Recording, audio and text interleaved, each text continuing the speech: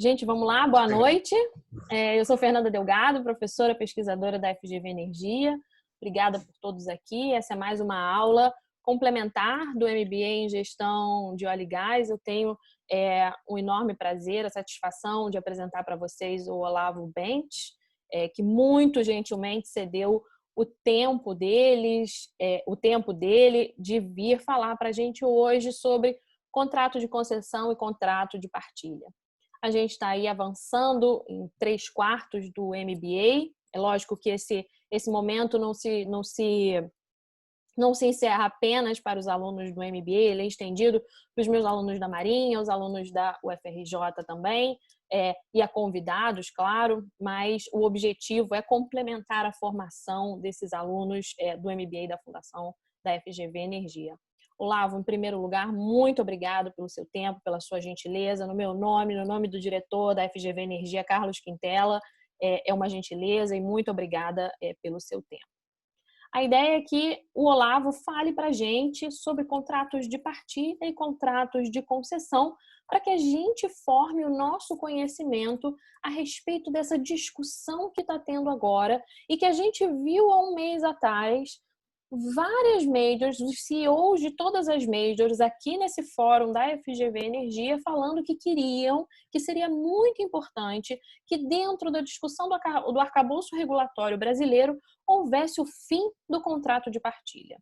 Que eles estavam, que nessa cambalhota do mercado causado pela recessão econômica trazida pela Covid-19, houvesse uma reformulação, uma nova reformulação regulatória do arcabouço brasileiro e que nesse esteio se revisasse o contrato de partilha e cada um deles deu o seu motivo. Seja por burocracia, seja por dificuldade, seja por uma questão de simplificação, mas cada CEO, na sua fala, deu um motivo em especial.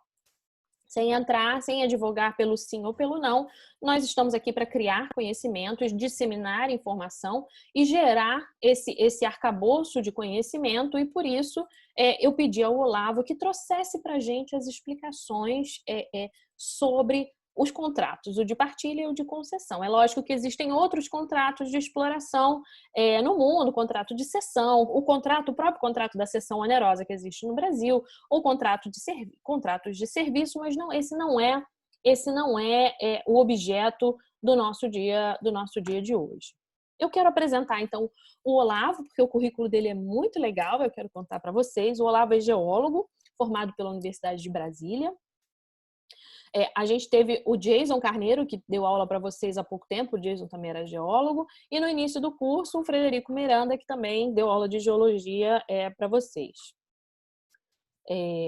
Pós-graduado em Geofísica pela Universidade da Petrobras, teve uma passagem de 20 anos pela Petrobras, não foi isso, Olavo? Isso.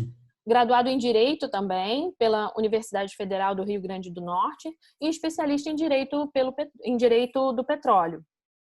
É advogado, é membro da Advocacia Geral da União, onde tem exercido o cargo de subprocurador-geral junto à ANP, e hoje ele atua como consultor jurídico da PPSA desde 2014. Mesmo como consultor jurídico da PPSA, ele não vai puxar sardinha para o lado do contrato de partilha, que ele me prometeu isso hoje. Então, senhores, a dinâmica vai ser a mesma de todas essas aulas extras. Eu peço que vocês deixem o seu microfone desligado, por favor. O Olavo vai fazer uma apresentação e depois vocês mandem as perguntas aqui pelo chat. Olavo, a palavra é com você. Obrigado, Fernanda. Já vou colocar a apresentação aí na tela, né? Mas gostaria de agradecer a você pelo convite, né? Dizer que não só eu, como a PPSA, como todos, se sente honrada de participar desse tipo de evento, né, com um público extremamente qualificado e pessoal de MBA. E já me comprometo com você que vai ser uma palestra. A imparcialidade é uma coisa meio complicada no mundo científico, né, mas vai ser uma palestra sem proselitismos, tá? E acho que ao final vocês vão chegar a essa conclusão. Eu quero realmente o interesse aqui é mostrar como que funcionam esses regimes fiscais, esses regimes jurídicos fiscais, né? Logicamente, dentro do que se pode mostrar num período de meia hora, 40 minutos, né? mas é mostrar como é que eles funcionam, as diferenças entre eles e destacar, inclusive, que há muitas semelhanças, né? Muita coisa que se fala não corresponde à realidade, não existe uma ruptura entre um regime e outro. Tá? Então, eu vou já passar aqui para a apresentação. Deixa eu ver aqui. Share screen.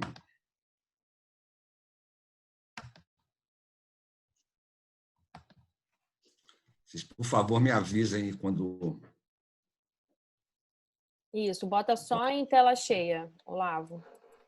Ah, ok.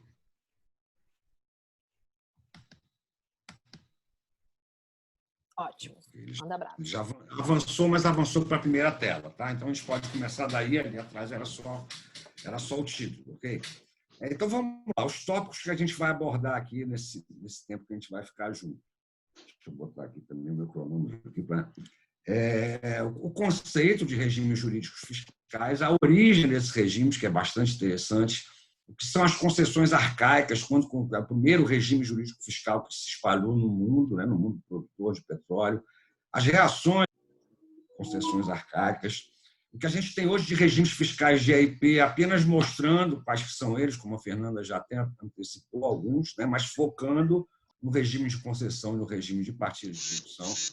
Eu trago um slide específico sobre a Noruega, né, uma referência em termos de regulação, como uma regulação que consegue conciliar muito bem os interesses das empresas e os interesses dos estados, né, mostrando, inclusive, que não são inconciliáveis, né, um quadro comparativo de concessão e partilha, e aí a gente passa a falar mais especificamente do regime de partilha de produção no Brasil, e já no final eu tem 2 quadros ali que a gente trabalha com o papel da PPSA e o papel da ANP, que por vezes são confundidos, né? Eu tento trazer as distinções aí para esses dois papéis no arcabouço regulatório do país. Então, vamos lá, começando aqui o conceito, né? O que é um regime jurídico fiscal, um regime jurídico fiscal petrolífero? Nada mais é que o modo como o Estado vai organizar suas atividades de exploração e produção de petróleo e gás natural, né? E dentro desse modo de relacionamento, evidentemente, modo de organização, evidentemente, a forma como ele se relaciona com todos os agentes envolvidos, sejam eles governamentais, sejam eles privados, com foco especial em relação às oil companies, né? E os regimes jurídicos fiscais, eles sempre são um reflexo das instituições político-econômicas dos países, né? Do grau de liberalidade da sua economia e da importância do petróleo nas diferentes economias dos diferentes países. É muito diferente você falar de um regime jurídico fiscal de um petrostate, né, como a Arábia Saudita ou a Venezuela, e você falar um regime jurídico fiscal da Venezuela, da Rússia, da China, da Índia, do Brasil, que são economias que não dependem visceralmente do petróleo, apesar deles sempre ser extremamente importantes para os respectivos PIBs. Elementos e características dos regimes fiscais. Esses elementos e características eles não variam em relação a um regime fiscal ou outro. Em todos eles estão, pelo menos, aí uma parcela muito, muito grande desses elementos característicos está presente, que é o que a propriedade dos hidrocarbonetos, né? Com exceção dos Estados Unidos, basicamente, uma partezinha do Canadá, mas dos Estados Unidos, a propriedade dos recursos minerais é do Estado, né? E a propriedade dos hidrocarbonetos ela é adquirida originariamente como resultado da lavra, né, pelos concessionários ou pelos outorgados em direito de exploração de produção. É exatamente o que ocorre no Brasil em quase todos os países do mundo. As fases contratuais, muito comumente, os contratos têm uma fase de exploração e uma fase de produção. Nós temos exceções a isso, aqui agora com os contratos do excedente da seção onerosa, que eles são licitados já com a exploração feita, então já entra na etapa de desenvolvimento da produção, que é uma que é uma etapa da fase de produção. Os agentes governamentais envolvidos em diferentes escalas, desde ministros de Estado, tem países que o próprio legislativo participa diretamente de aprovação de contratos e coisas dessa ordem, como o Egito, por exemplo, né? A fórmula de remuneração do Estado e das oil companies, tá? Pode ser em petróleo, pode ser em pecúnia, pode ser que o petróleo fique com a oil company, pode ser que o petróleo fique com o Estado e os pagamentos sejam em dinheiro. Os mecanismos de escolha das oil companies a ser contratadas, normalmente licitações, mas há países, né, dignos de menção a Noruega, em que é muito forte a negociação direta, né, que num país em que você tem uma confiabilidade muito grande do setor público, no fundo, é a melhor forma de você escolher as oil companies que você vai contratar.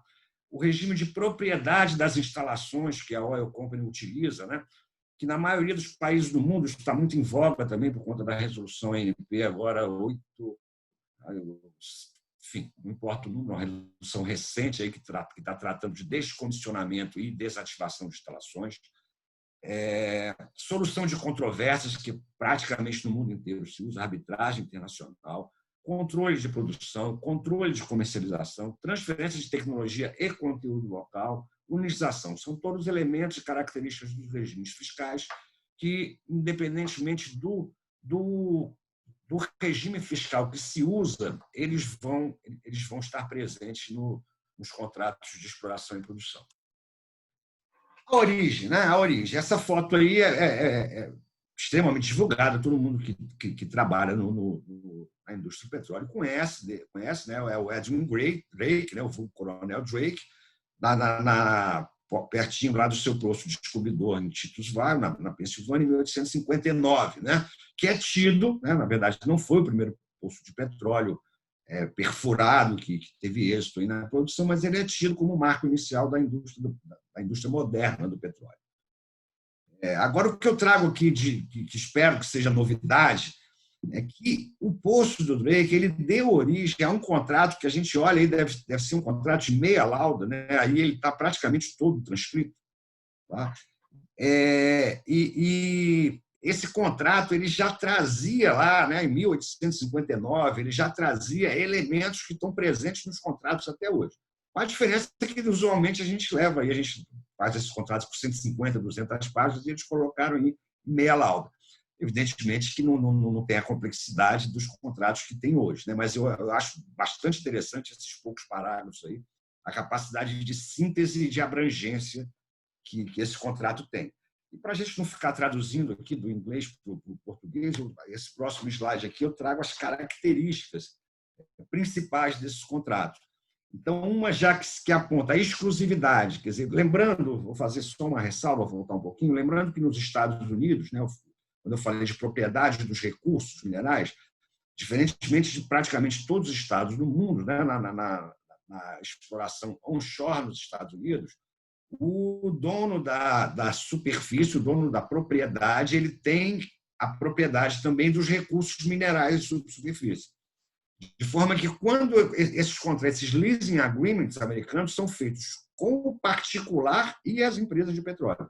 O Estado ele apenas faz uma regulação, até hoje é assim, ele faz uma regulação que não é uma regulação forte, não é uma regulação rígida, que, enfim, bem no estilo norte-americano de franco-liberalismo. Isso não ocorre, né, na exploração e produção offshore, né, por exemplo, o Golfo do México, e nas terras federais e terras indígenas, que a propriedade de recursos em subsolo é propriedade do governo federal, ou mesmo nas terras estaduais, que é propriedade dos governos estaduais.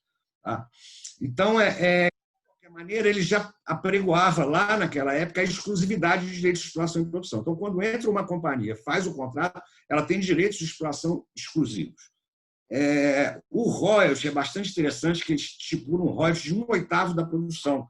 1/8 dá exatamente 12,5%, que é o royalty que normalmente é utilizado nos leasing agreements até hoje. Tá? Tem uma opção da oil company. Ela paga em dinheiro, e aí você tem um valor fixo de petróleo, ou ela dá uma parte da produção para o dono da terra. Ela já dá parte da produção, com os barris por conta dela, enfim, já dava lá na época, né? Que tem uma similaridade, uma similitude aí com o regime de partilha de produção. Tem um prazo determinado com possibilidade de renovação e tem uma sanção por inércia do lease, que é uma coisa assim, extremamente avançada, pensando em contrato daquela época. Um dos maiores problemas que você tem para um Estado, né, quando ele faz um contrato de exploração e produção em qualquer modelo é evitar que aquele que detém esses direitos de exploração e produção, como a gente usa no jargão, sente em cima da concessão, sente em cima da outorga a que ele tem jeito e não exerça as atividades. Né? Muito bem. Então, esse é um contrato, ele é um contrato de concessão, e esse contrato, quer dizer, a indústria do petróleo é muito interessante a forma que ela surgiu. Né? Quem já estudou um pouquinho, aí, a Fernanda, com certeza, que ela dá aula de política do petróleo, sabe que a indústria do petróleo ela começou de uma forma muito atípica, porque, na verdade, já existia uma indústria arcaica, né? Quer dizer, eu estou falando da indústria moderna do petróleo, ela começou de uma forma muito atípica. Já existia uma indústria arcaica, tinha um mercado que já demandava muito petróleo refinado em querosene para iluminação. Então, quando começou, toda a produção ela foi rapidamente demandada e todas as regiões do mundo, inclusive no Brasil, se começou a procurar petróleo e se achou muito rapidamente também. Na Rússia, né, na região de Baco, na região do leste europeu, na Ásia, mais tarde, um pouco já no século XX, no Oriente Médio, enfim, mas a exploração e produção de petróleo ela rapidamente se espalhou no mundo e pegaram aquele leasing agreements lá do Drake e levaram para essas áreas com um regime fundiário totalmente diferente, com o Estado já, normalmente, ou os soberanos, então, com a detenção da propriedade dos recursos minerais. Com isso, se formou, né, foi o embrião dessas concessões arcaicas, que elas caracterizam assim, por serem contratos extremamente leoninos em favor das oil companies. Características delas, áreas abusivamente extensas, né, às vezes contemplando a totalidade do país hospedeiro, vigências por prazos muito altos, 60 anos, 75 anos, um controle total das International Oil Companies sobre as operações, a ausência de compromisso exploratório. Então, o cara que tinha o contrato ele poderia ficar anos e anos sem fazer absolutamente nada, sem fazer exploração, que é extremamente importante para o país hospedeiro, sem controle da produção totalmente apropriada pelas oil companies e sem controle governamental, sem devoluções parciais diárias, contrapartidas apenas em royalties bônus em valores bastante baixos. Um exemplo típico dessas concessões arcaicas é a da William North Darcy, em 1901, que ocupou 5/6 do território da Pérsia, e ela ensejou o nascimento da Anglo-Persian, depois virou Anglo-Iranian e se transformou na British Petroleum, né? Uma empresa estatal, que hoje não é mais estatal, mas que foi uma empresa estatal inglesa, que até hoje é uma companhia extremamente importante no mundo do petróleo. Essas concessões arcaicas, como não poderia deixar de ser, elas foram provocando reações do mundo, reações geopolíticas. Né? Então, em 1938, Lázaro Cárdenas, no México, nacionalizou toda a indústria mexicana do petróleo e criou a Pemex, né, que até hoje está aí. E até hoje o México está num processo, que andou mais rápido há alguns anos, mas um processo de saída do monopólio estatal do petróleo, que foi absoluto até uns 3 ou 4 anos atrás. Um exemplo também foi a nacionalização da indústria petrolífera do Irã, né, como Mossadegh, em 1951, que depois o Mossadegh acabou deposto, enfim, uma história bastante interessante, e a indústria voltou a ser internacionalizada em 1953. Na década de 50, começam os acordos 50-50, já na esteira aí dessas reações, que são acordos que garantem aos estados hospedeiros 50% do lucro havido na produção de petróleo, o que é um avanço imenso em relação às concessões arcaicas. E, em 1957, o Henrique Mattei, da ENAI, ele para entrar no mercado das big measures, né, ele oferece os 75-25, né, 75% para os estados e 25% para as oil companies, que acabou virando um marco para estados com atratividade geológica. Por exemplo, o nosso pré-sal ele trabalha com um government take mínimo de 75%. Ele pode, esse government take pode até diminuir ao longo do contrato, na medida que as reservas vão diminuindo, mas ele parte de um government take de 75% para cima. Tá? Mas, evidentemente, por causa da atratividade geológica. Se eu colocar 75% de government take numa área onshore do Brasil, essa área, evidentemente, ela não tem robustez econômica para ser contratada. Então, aí, os contratos de concessão vieram a ser modernizados na década de 70. Em 1970, cria-se a OPEP, uma franca reação, né, que botou a indústria totalmente carteirizada, tanto do lado dos países hospedeiros, através da OPEP, quanto do lado das oil companies, que formavam o cartel das Sete Irmãs, né, que são essas que estão aí. Na verdade, eram 8, porque tinha a francesa, né, a Elf. E aí veio o primeiro contrato de partilha de produção, que é lá em 1966, na Indonésia, né, garantindo o quê? Porque até então os países hospedeiros não tinham acesso a petróleo em kind. Então, toda a comercialização do petróleo, mundialmente falando, se dava pelas International Oil Companies. E a comercialização é uma parte extremamente lucrativa da cadeia. Aliás, é a parte lucrativa da cadeia. Até então, só se gasta dinheiro. Você vai ganhar dinheiro quando você comercializa. Então, os Estados ansiavam, né, por comercializar, por entrar no mercado de petróleo. A OPEP foi um passo nesse sentido e o PSA da Indonésia foi um outro passo nesse sentido também. Então, aqui, olha, vamos dar uma geral. Essa classificação de Johnson já está bem adaptada, tá? Mas uma geral nos regimes fiscais de exploração e produção que a gente tem ainda hoje aí no mundo. O primeiro regime de execução direta de monopólio estatal, que praticamente só tem hoje na Arábia Saudita, tá? E em alguns superprodutores lá do Oriente Médio, né? O México está saindo desse regime, aí, mas ainda tem alguns resquícios aí em contratos de serviço, coisa dessa ordem. Aí depois eu tenho 2 grandes grupos, que são as concessões e os contratos compensatórios ou remuneratórios. Nas concessões eu tenho a partilha de produção, tenho os contratos de associação, que são chamados contratos de joint ventures, mas não se confundem com as joint ventures que são feitas entre companhias para desenvolver empreendimentos. São joint ventures de que o Estado participa da joint venture, como é o caso da Venezuela, se bem que ninguém mais sabe exatamente como está na Venezuela hoje, né? Mas a Venezuela era praticamente o último Estado que praticava esse tipo de contrato. Contratos de serviços, que a Fernanda chegou a mencionar, né, pode ser com cláusula de risco ou sem cláusula de risco, chegaram a ser adotados no Brasil. E as concessões, que é a concessão pura, que a gente mais conhece, e a concessão com parceria estatal, que é o regime em vigor na Noruega e nos Emirados Árabes também, que a gente vai falar um pouquinho sobre essa característica peculiar da Noruega, que, para mim, é um regime híbrido.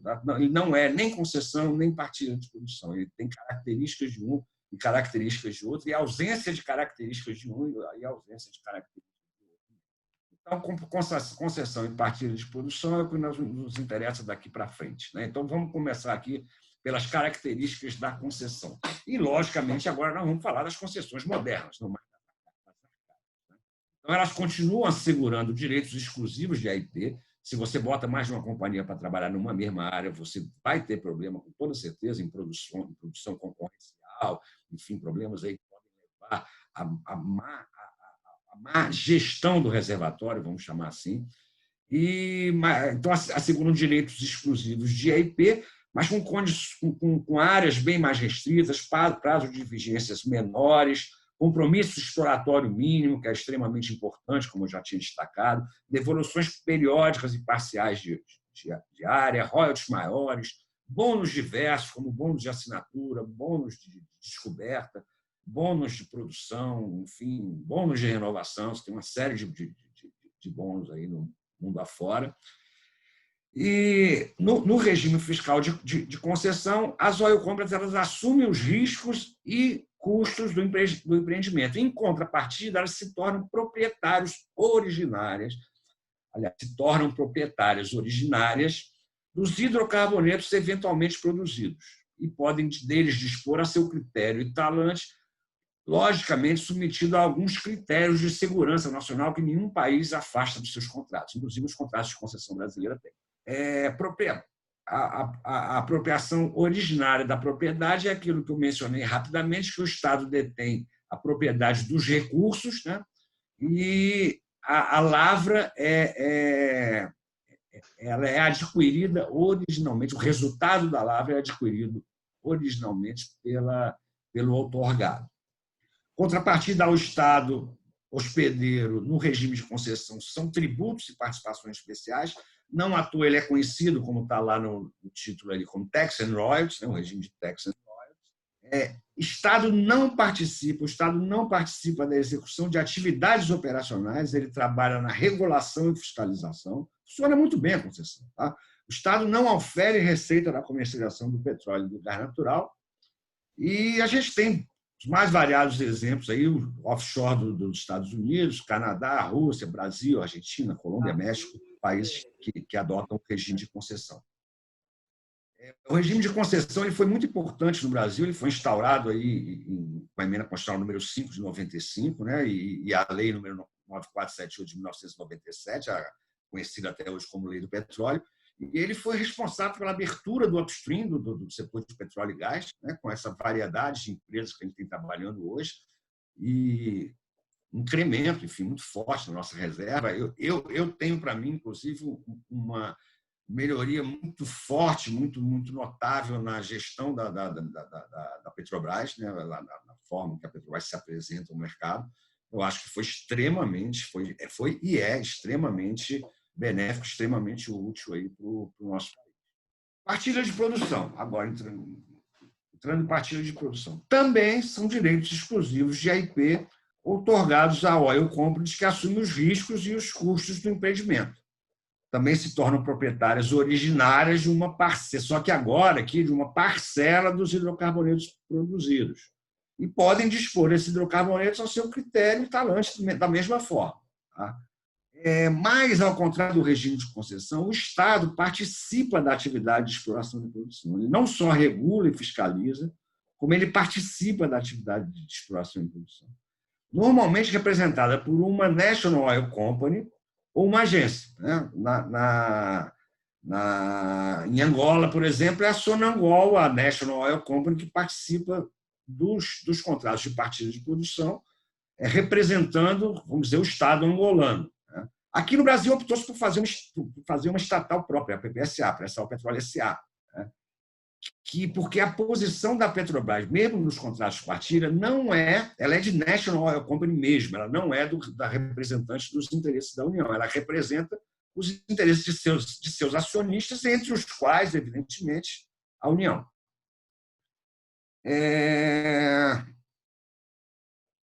No Brasil, né, a PPSA, ela, como representante da União nos contratos de partilha de produção, ela tem uma forte participação nos comitês operacionais, com um peso de voto de 50%, embora ela não invista, né, e nem assuma os riscos da operação.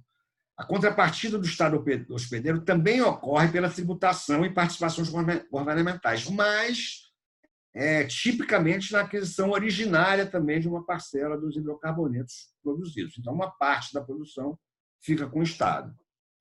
E aqui a gente entra nos conceitos de óleo-lucro e óleo-custo, né? Que para a gente aqui é o excedente em óleo e custo em óleo. Eles são conceitos indissociáveis do regime de partilha de produção, porque a Oil Company ela arca com todos os custos do empreendimento e é remunerada, em caso de sucesso exploratório, com um volume de hidrocarbonetos que é denominado custo em óleo. Aí eu pego a diferença é remunerada, não, vou dizer, é reembolsada. O custo em óleo ele reembolsa os custos do empreendimento arcados pelo investidor. E aí a diferença entre o volume total da produção medida e fiscalizada e o custo em óleo é o excedente em óleo que é partilhado entre o investidor e o Estado hospedeiro. Exemplos de países que utilizam partilha de produção são imensos, são inúmeros também. Então, eu botei aqui Rússia, Brasil e Índia e China, nessa ordem para mostrar que todos os BRICS utilizam desse regime. Eu não sei se isso tem alguma importância, mas, enfim, é um fato.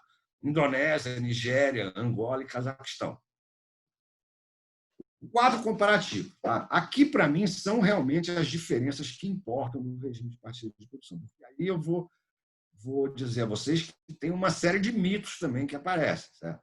Eu aqui tentei realmente reduzir, botar um quadrinho simples aí, o que eu entendo que são as diferenças efetivas do regime de partilha de produção para o regime de concessão, que não são muitas. Primeiro, na concessão, todo o petróleo e gás produzido é adquirido originalmente pelo concessionário, enquanto na partilha de produção, uma parcela dessa produção é adquirida pelo Estado. Na concessão, o Estado não participa das atividades de AIP, na partilha participa. O Estado regula e fiscaliza e participa da exploração e produção. A remuneração do Estado se dá pela tributação e pelas participações governamentais na concessão.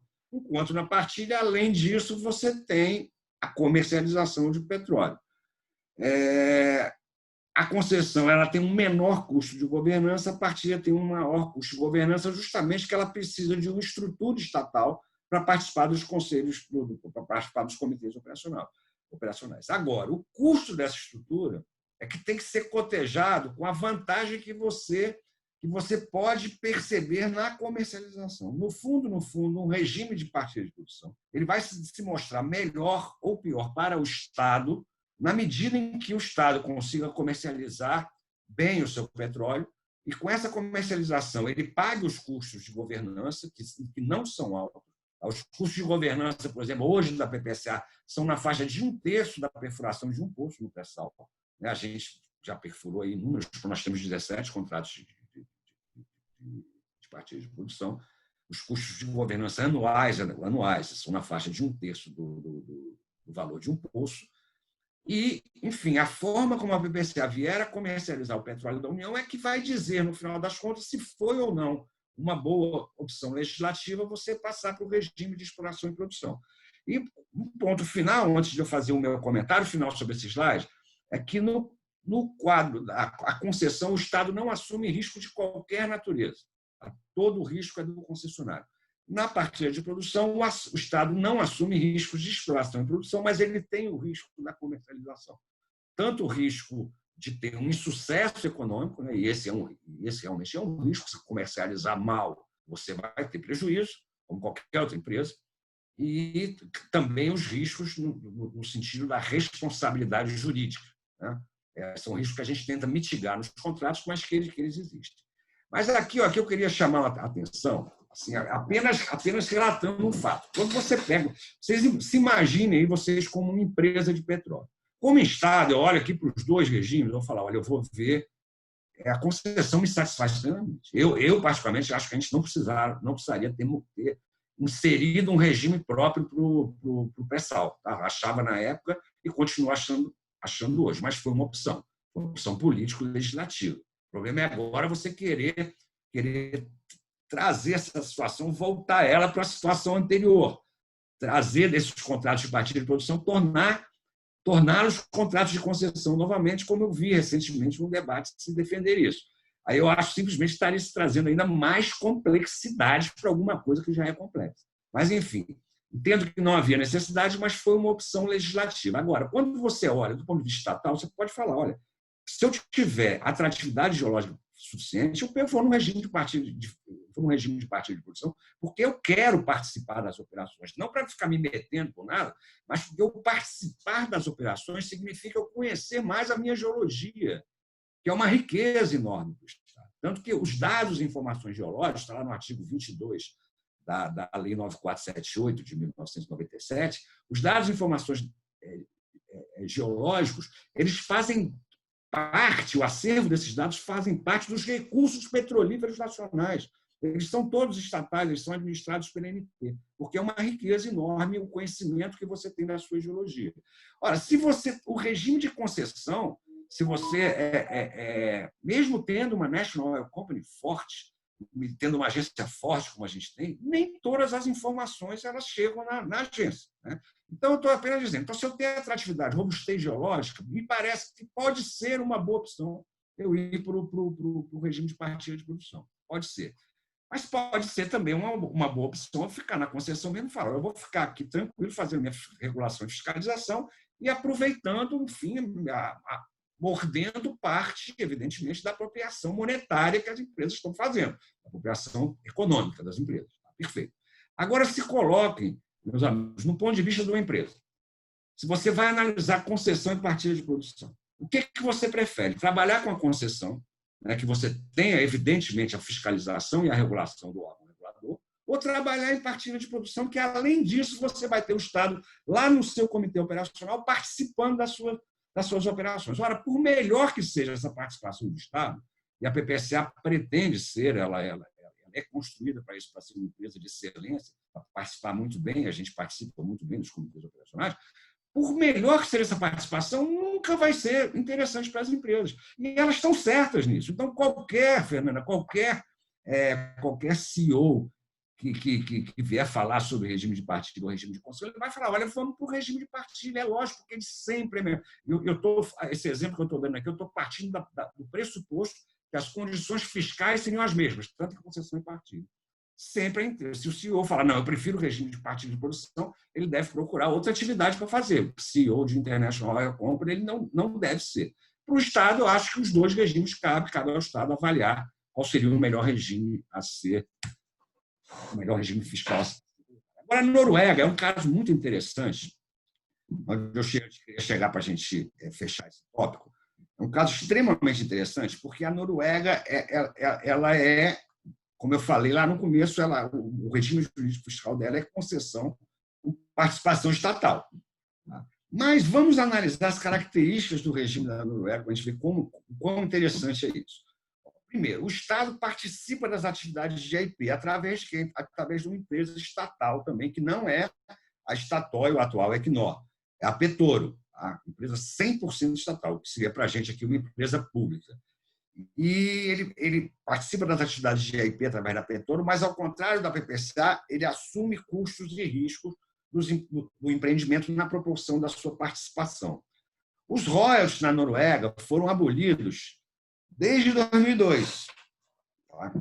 Desde 2002 não tem mais royalties na Noruega, o que não quer dizer que o Estado não esteja se apropriando forte e inteligentemente da receita do petróleo produzido. Tá? Você tem várias formas de se apropriar. Os royalties são apenas uma delas. Mas a receita dos contratos, aliás, da maioria, porque eles têm também concessão pura lá, é da comercialização do petróleo e gás, que é feita pela Equinor. A Petoro participa dos comitês operacionais, enfim, ela produz e passa essa produção para a Equinor, que a Equinor, como uma empresa que no Brasil seria uma sociedade de economia mista, aí ela faz a comercialização desse óleo. E há uma marcante participação estatal na Noruega, marcante, são diversos os órgãos. Né? Eu tenho, então, a Statoil, que é 67% do reino da Noruega, a Petoro, como eu falei, que é a companhia 100% estatal, que ela investe, ela participa diretamente através do SDFI, que é o State Direct Finance Interest, a Gasco, que é uma companhia 100% estatal responsável pela administração das redes de gasoduto da Noruega, a Norwegian Petroleum Directorate, que é o órgão regulador e fiscalizador, a ANP deles, que, inclusive, é o NPD que fornece o modelo de DOA, que vai ser adotado nas concessões, e a decisão de participação ou não da Petoro no empreendimento é do rei da Noruega. Então, vê que o grau de intervenção estatal é extremamente alto, o que não faz com que o regime perca em confiabilidade. E aí a pergunta que resta, assim, com essas características todas, ela é concessão ou é partilha de produção? Tem características fundamentais para o regime de concessão que não existe na Noruega. Por exemplo, tax and royalties. Tax, tudo bem, mas royalties não. Tem características de partilha de produção claras, que é a participação do Estado diretamente na exploração e produção. Mas, por outro lado, também não tem cost oil, não tem profit oil, não tem reconhecimento como custo oil. É um regime híbrido por excelência, que ele pode ser, na minha opinião, ele pode ser classificado de um lado ou do outro, de acordo com a vontade do freguês. Então, algumas características agora do regime de partilha de produção no Brasil. Tá? Então, características, enfim, que agora já não são mais características gerais da partilha de produção, mas características brasileiras. Ao contrário da concessão, que a oferta é o bônus de assinatura, o valor mais alto de bônus de assinatura, na partilha de produção, o bônus de assinatura é fixo e o critério de oferta é o excedente em óleo da União. Então, quanto maior o percentual de excedente em óleo da União ofertado, maior a possibilidade da empresa ser vencedora da licitação. Os royalties são de 15%, né? Existe uma recuperação de volume correspondente aos royalties, que eu não vou abordar aqui, mas isso não impacta absolutamente nada no modelo econômico. O excedente em óleo tem uma característica progressiva extremamente interessante, tá? Mas isso não é uma coisa inata do regime de partilha, isso pode ser usado na concessão tranquilamente, é apenas uma característica do regime de partilha brasileiro, que é uma progressividade em função da rentabilidade dos projetos e do preço do petróleo. Então, a captura que a União faz em óleo, ela diminui à medida que o preço do petróleo diminui e a rentabilidade do projeto diminui, fazendo com que esses projetos tenham uma vida útil maior, tipicamente regressivo. O contrário é o royalties de 15%, uma bordoada de royalties, que é extremamente regressivo. Então, a forte participação do Estado no Comitê Operacional, como a gente já falou, né? O Estado brasileiro tem a propriedade de recursos naturais, já falamos várias vezes isso, e adquiriu originalmente a propriedade da mercadoria petróleo e gás, severidade fiscal com government takes aí maiores que 75%. Eu, na hora que fui abrir aqui os slides, eu acabei que peguei, eu passei uma horinha aqui atualizando essa apresentação, mas acabei que na hora que eu abri aqui, eu peguei a apresentação que eu fiz aí umas 2 semanas lá, mas vocês vão ter uma apresentação um pouquinho mais, tem alguns detalhes a mais que estão faltando aqui. Eu senti nesse slide agora aqui, alguns outros eu já tinha percebido alguma coisa que estava diferente do que eu tinha mexido agora, mas enfim, acho que não vai atrapalhar em nada, não. Esse assunto aqui agora é o último assunto que a gente vai abordar, o papel da ANP e da PPSA no regime de partilha de produção brasileiro. Por quê? Porque muitas vezes se coloca, olha, a ANP poderia assumir as atividades da PPSA. Novamente, aqui de uma forma bastante neutra, aqui, né, bastante imparcial, eu digo, não pode. Não pode. Você pode até mudar o regime, alterar, mas no atual regime, na atual forma que é previsto no regime brasileiro, não pode. Por quê? Bom, primeiro, só para colocar, a PPSA, assim como a ANP, ela tem atribuições exclusivas e indispensáveis. Exclusivas porque apenas ela dispõe das competências legais para executar essas atribuições. Indispensáveis porque sem elas não existiria, não há que se falar nem na comercialização de hidrocarbonetos no Brasil e nem no regime de partilha de produção. A ANP também tem suas atribuições exclusivas e indispensáveis, né? Porém, indispensáveis para a própria existência da indústria do petróleo do Brasil. É o órgão regulador, e aí a PPSA não é órgão regulador, ela é órgão regulado. Eu vou pular aqui, isso aqui fica apenas para vocês. No slide são algumas características da ANP e algumas características da PPSA, mas que eu cotejo as principais delas nesse quadrinho. Tá? São 2 quadrinhos apenas. Um sobre os contratos de partilha de produção e outro sobre a comercialização do petróleo e gás da União. Tá? Então, nos contratos de partilha de produção, a ANP, assim como é nas concessões, é o órgão regulador e fiscalizador. Então, ela tem uma posição jurídica acima dos consorciados. Certo? Quer dizer, ela decide, né? Ela tem um elevado poder decisório. É diferente da PPSA como membro do consórcio. A PPSA não é órgão regulador. Ela assume o papel de parceira e assume com bastante clareza isso, de gestora dos contratos de partilha de produção. A posição jurídica é similar às dos demais consorciados. Eventualmente, ela fica numa posição jurídica e hierarquicamente superior quando ela, por exemplo, reconhece gastos como custo em óleo, né? Porque a decisão final administrativa do reconhecimento de gastos como custo em óleo é da PPSA. Tá? Então, inclusive, tem recursos internos, recursos para a PPSA, enfim.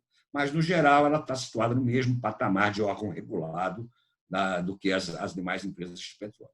Os dados e informações que eu já citei rapidamente, a ANP é responsável pela administração deles e ela recebe esses dados e informações dos consorciados em geral, seja em partilha, seja em concessão.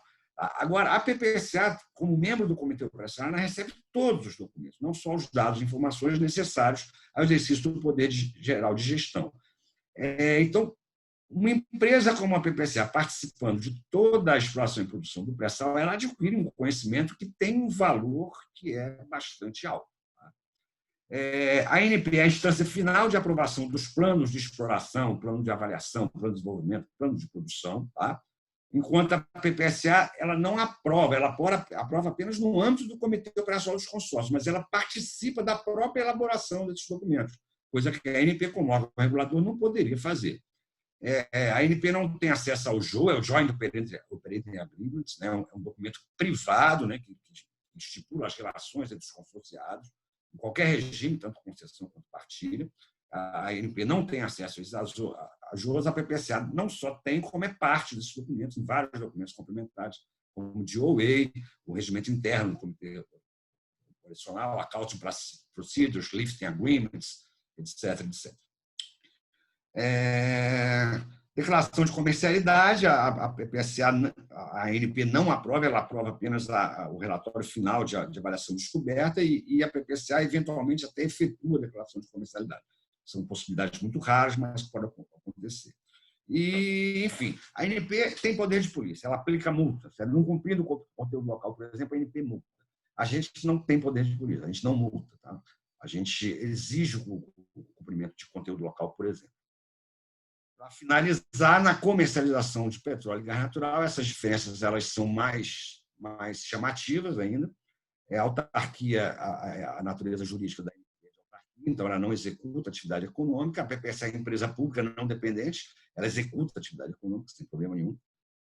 A ANP ela concede autorização para comercializar o gás natural e a PPSA recebe a autorização para comercializar o gás natural da União.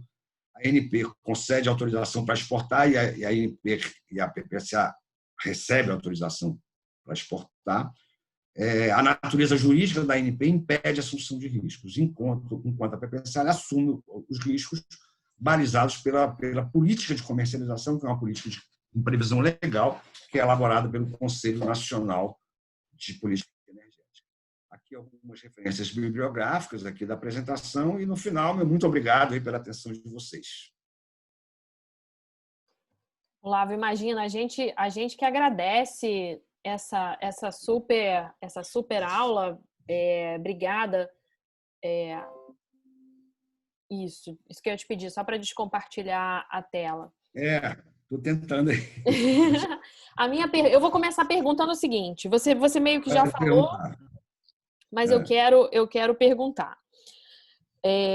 Tudo bem, a gente ouviu, né, que as empresas falam do fim do contrato de partilha, insistem no contrato de partilha, e você explicou isso, né? Porque tem uma participação de governo e ninguém quer o governo no pé, essa é a verdade, né?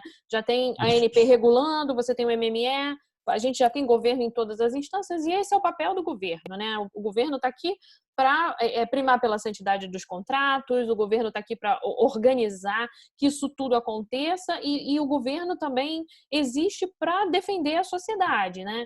Já que não é o governo, não é o dono, né? Não tem mais aquela história do petróleo é nosso, o governo tem de alguma forma de proteger os interesses da sociedade.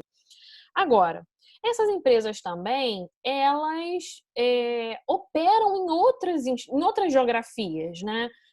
Existe Shell em várias localidades que operam em contratos de partilha.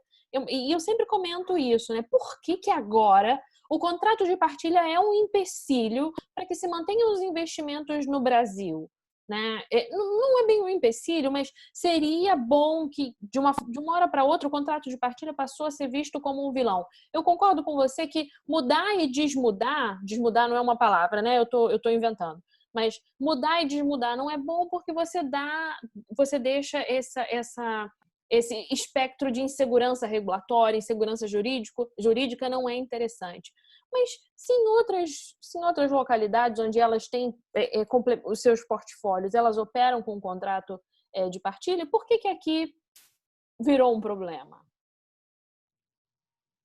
Fernanda, olha, eu não acho que seja um problema. Eu acho que as empresas elas estão no legítimo direito delas de pleitear a volta do contrato de concessão. Se você olha o IBP, por exemplo, né, que é o órgão que representa aí as oil companies, e o faz com muita expertise, né, com muita dignidade. O que o IBP defende, eu não acho nenhum absurdo. Tá? O que o IBP defende é que daqui para frente, eu diria que não daqui para frente, mas depois das licitações de CEP e Atapu, essas eu não vejo como sem outro regime que não partilha, certamente, mas que a partir daí se volte a ter um só regime no país. Eu acho isso absolutamente razoável, tá? Porque, veja só, quanto a PUICEP, né? Hoje a gente tem 17 contratos de partidos de produção assinados no Brasil, tá? Em plena vigência, funcionando muito bem. Tá? Possivelmente vamos ter 19 aí no ano que vem. Aquelas oportunidades geológicas que realmente se enquadram na exigência legal para que você tenha um regime de partilha de produção, que é baixo risco exploratório e alta produtividade, essas oportunidades, mesmo no pré-sal, elas já estão escasseando. Né? Sim, sim. Elas não aparecem toda hora. Então, eu tenho para mim uma opinião muito particular, mas que é compartilhada por muita gente, o próprio Décio Odoni, né? Ainda enquanto diretor-geral da ANP, e agora, né?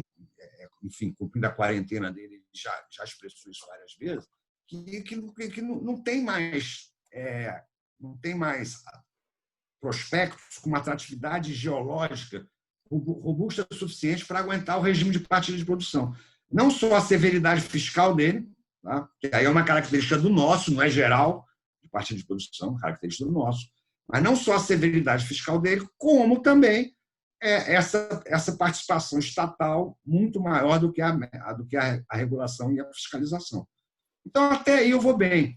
O que realmente eu me coloco frontalmente contrário, e não são poucos anos que eu tenho labutando na indústria, na área regulatória há muito tempo, é muito difícil a gente entender hoje a regulação no Brasil, porque ela ficou fragmentada. Então, eu tenho partilha, eu tenho concessão, eu tenho cessão onerosa, aí eu misturo esses regimes quando eu tenho unitizações, eu misturo esse regime quando eu tenho a produção do excedente da cessão onerosa. Então, isso vai trazendo assim, uma complexidade fabulosa para o negócio. Enfim, isso está intrínseca aí às alterações legislativas que a gente tem. Agora, se a gente partir, né, para acabar os contratos de partilha de produção e voltar eles para a concessão, então a gente vai estar colocando complexidades em cima de complexidades, porque isso não se faz assim num estalar de dedos. Isso passa por mudanças legislativas extremamente complicadas. Tem que virar o ordenamento jurídico petrolífero brasileiro de pernas para o ar, e vai exigir uma transição enorme. Né? Eu, por exemplo, se me desse essa tarefa, eu não saberia como fazer. Poderia até contribuir de alguma forma, mas eu não saberia como fazer. E o meu receio para mim é que, à guisa de simplificar, a gente acaba complicando mais ainda o que a gente já tem. Então, como eu entendo, lá de dentro da PPSA, né, trabalhando desde o primeiro contrato de partilha de produção do Brasil, que foi livre, com a experiência que eu tenho concessão, trabalhando na Petrobras e trabalhando na ANP na área jurídica, na Petrobras na área técnica e na ANP na área jurídica. Eu entendo que os contratos de partilha de produção eles têm funcionado e têm funcionado muito bem. Eventualmente, num discurso, o pessoal dá um exemplo de uma coisa, outra, que é burocrático. Gente, quem está lá dentro da PPSA sabe que não é, as coisas funcionam muito rápido lá dentro. É muito rápido lá dentro. Então, eu tenho, enfim, finalizando aqui a questão que você colocou, espero ter respondido, Fernanda, mas eu tenho para mim que a melhor solução seria a gente manter realmente esses contratos e repensar daqui para frente, já que a gente não tem mais essas áreas a serem licitadas. Nas áreas licitadas, nós temos muita coisa boa. Não estou dizendo que o pré-sal acabou, não, pelo contrário. Ele está no nascedouro ainda, né? Mas, enfim, áreas para serem licitadas, para exploração, enfim, agora eu não vislumbro muitas áreas aí com essa atratividade toda. Ótimo.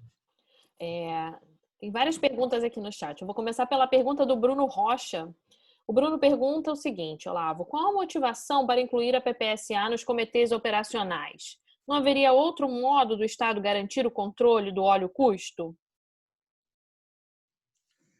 Normalmente, o que se usa no mundo, eu desconheço uma outra forma, é você ter no comitê operacional um braço estatal.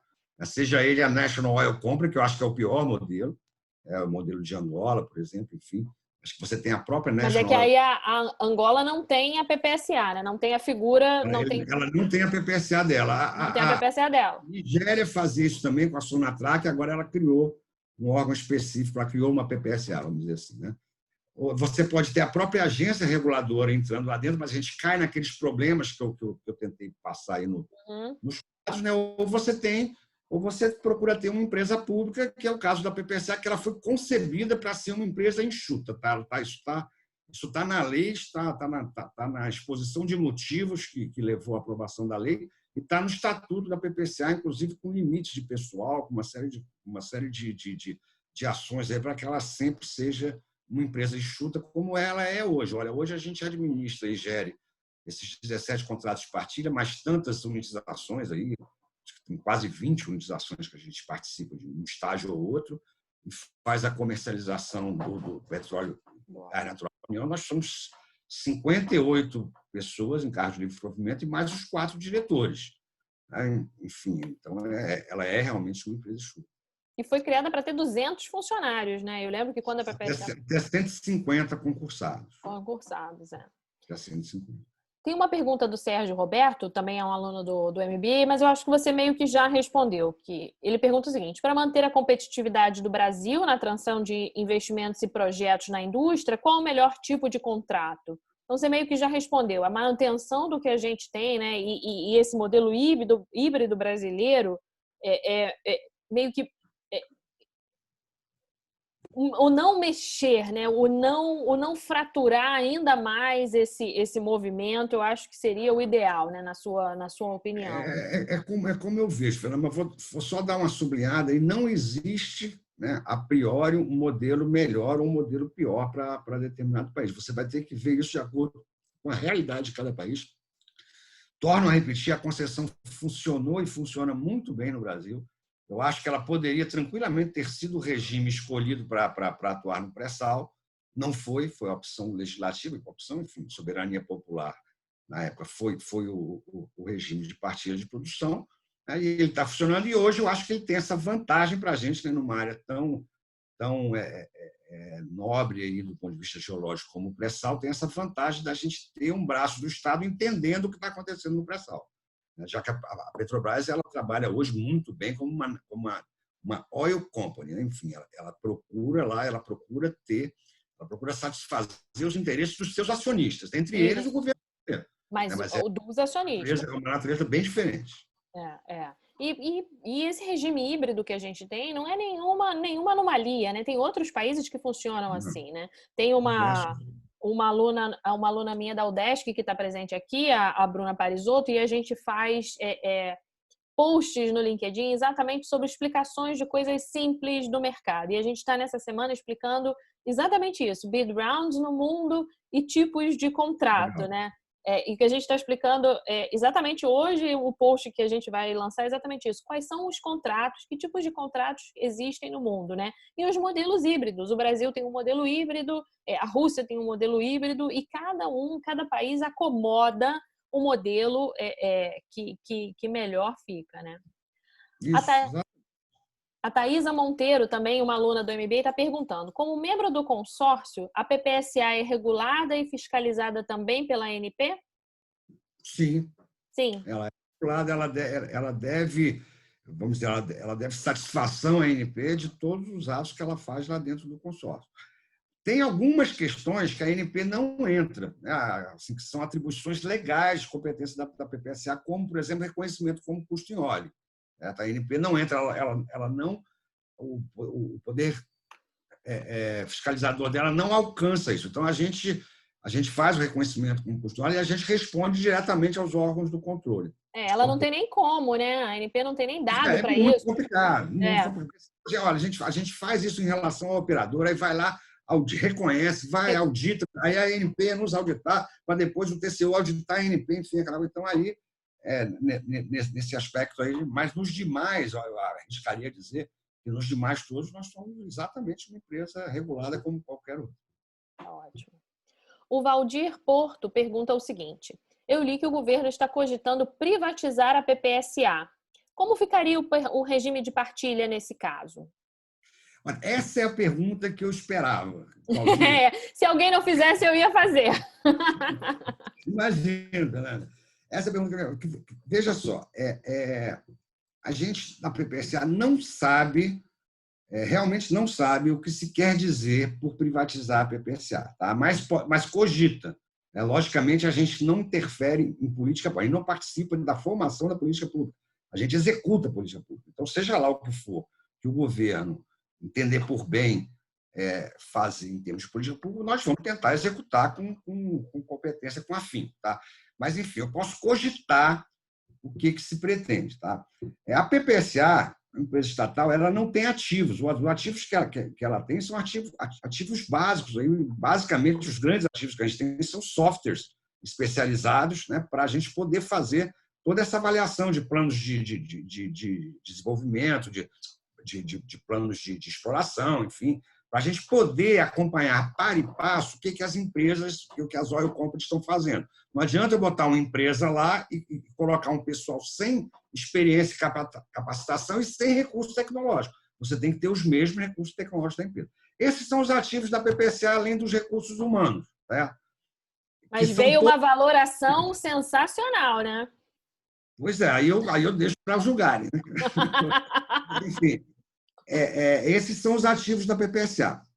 Então, quando o governo fala em privatizar a Petrobras e fala em cifras de 200 bilhões, eu só posso entender que está pensando, na verdade, em privatizar os ativos da União, porque a expectativa de produção que a União tem não é da PPSA, é da União. A expectativa de produção de petróleo que a gente tem, o Estado tem, é um petróleo da União, não é da PPCA. A PPCA não adquire a propriedade do petróleo em momento algum. Tá? Então, o que me parece que se engendra seria isso, privatizar, ou seja, vender essas expectativas de produção. Vender esse fluxo de caixa? Comum. Hã? Vender esse fluxo de caixa para frente, é isso? Eu não sei nem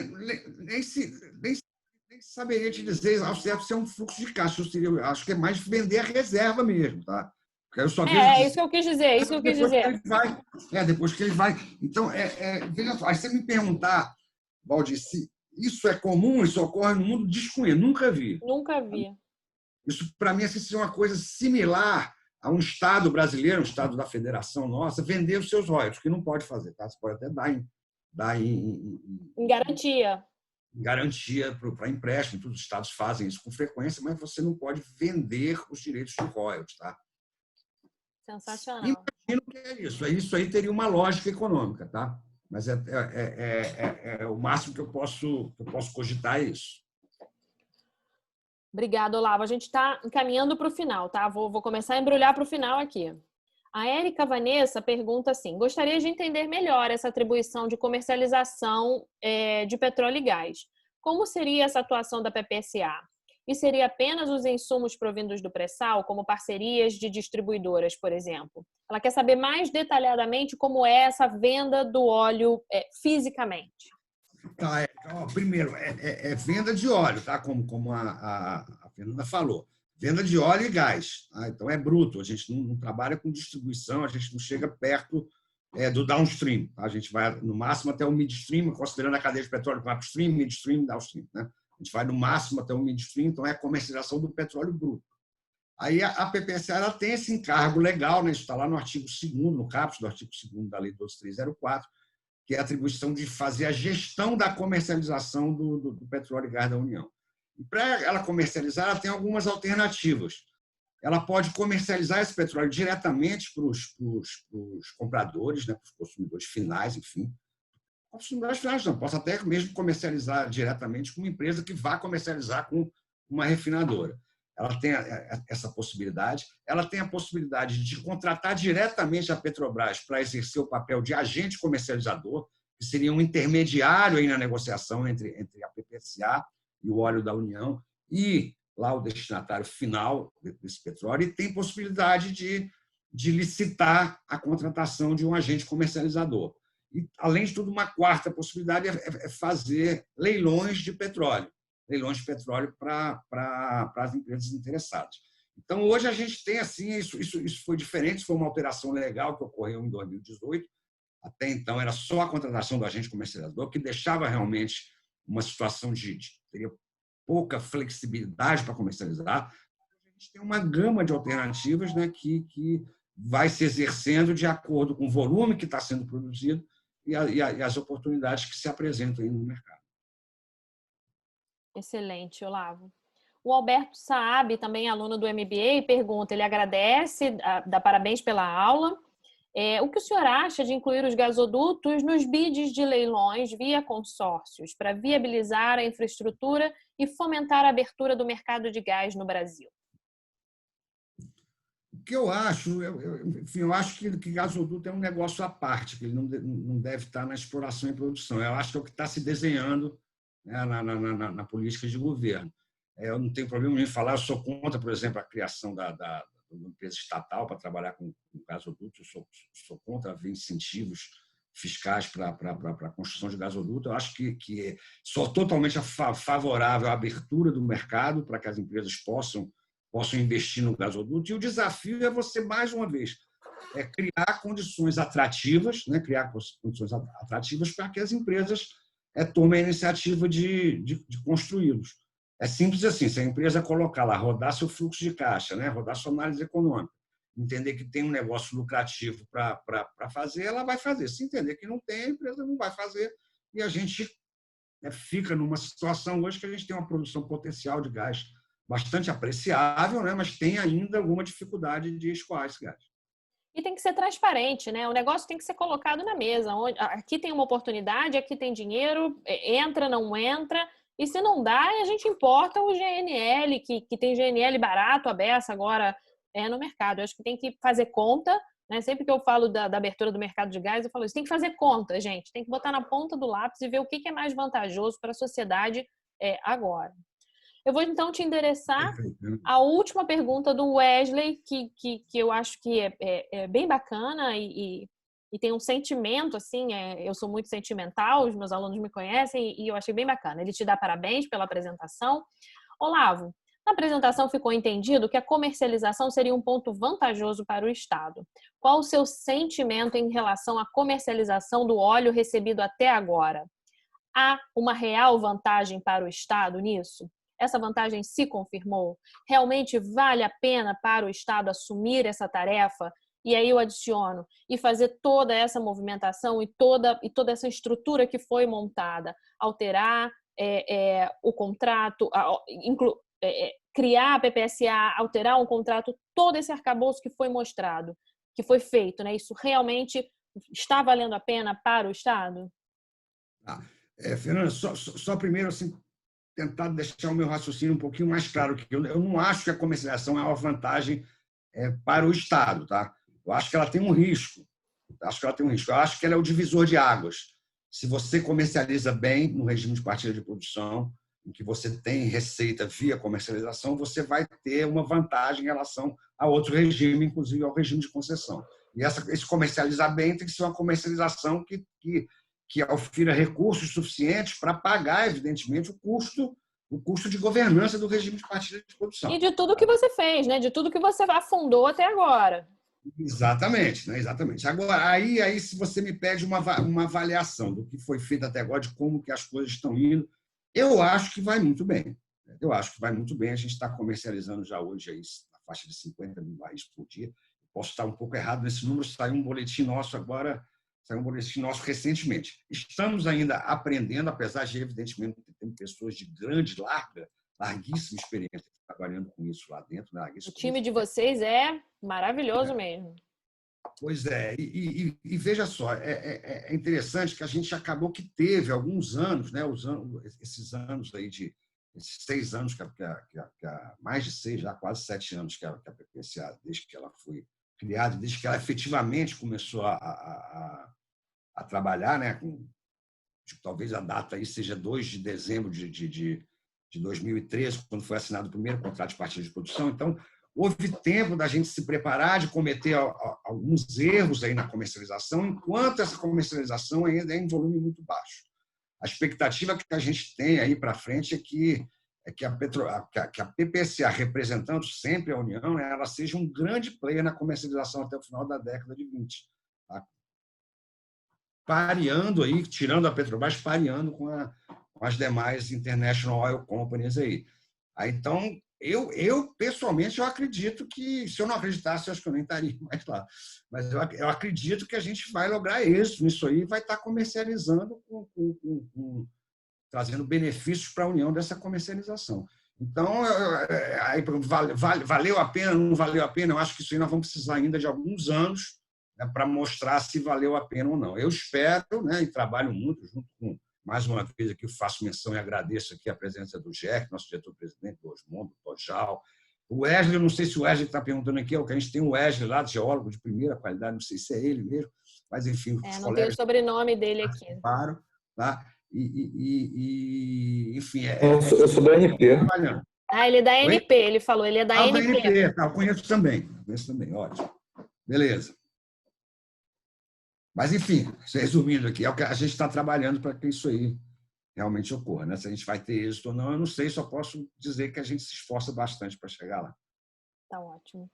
Olavo, novamente eu queria te agradecer essa gentileza, essa aula incrível que você deu para a gente, no meu nome, no nome dos meus alunos, no nome do Centro de Energia, eu queria te agradecer.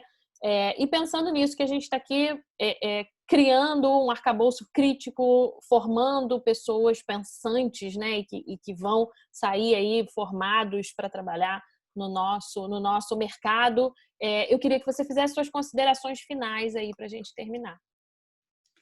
Fernando, como consideração final, eu retribuo o seu agradecimento.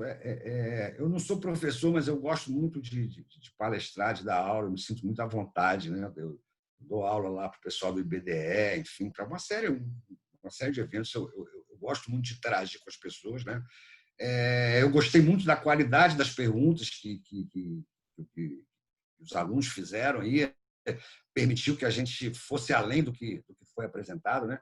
Tentei realmente fazer uma apresentação sem proselitismo, né, para permitir a vocês que tenham realmente uma visão, né, do que existe aí em termos de regime de concessão e regime de partilha de produção, e que possam exercer o espírito crítico de vocês, né? Afinal de contas, a gente estuda, a gente angaria conhecimento, enfim, a gente trabalha, a gente vai envelhecendo, vai tudo, basicamente para ter espírito crítico, para que a gente possa processar as informações, ainda mais nos dias de hoje, que a gente recebe tantas, né?